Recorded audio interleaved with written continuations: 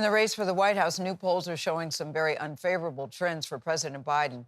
The latest CBS News poll of likely voters finds President Trump slightly ahead of President Biden. The numbers there, 51 to 48%. There are also some new numbers from battleground states that have Democrats quite concerned this morning. Nancy Cordes is at the White House with more on that. Nancy, good morning. What are they saying about these latest poll numbers?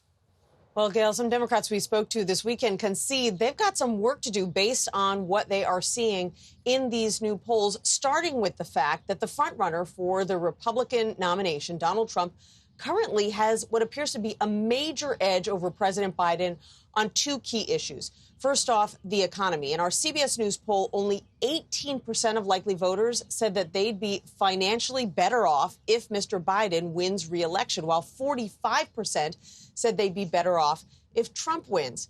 When it comes to foreign affairs, only 31% think that President Biden's policies would increase peace and stability compared to 47% for Trump. Now, part of the challenge for Mr. Biden here is that people are simply pretty pessimistic at the moment. 73% said that things are just going badly in America right now, and that's up from 65% at the start of the year. So voters just don't feel great about where things stand right now, despite the fact that we've seen several months of strong job growth and shrinking inflation. Gail?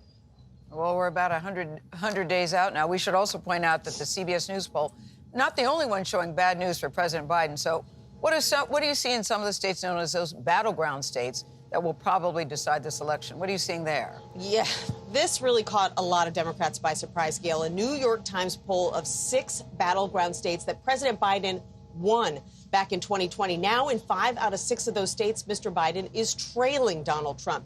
He's behind by 5 in Arizona, 6 in Georgia, and a startling 10 points in Nevada. He's even trailing in states like Michigan and Pennsylvania, where the president has seen strong Democratic support. He's just barely edging out Trump in Wisconsin.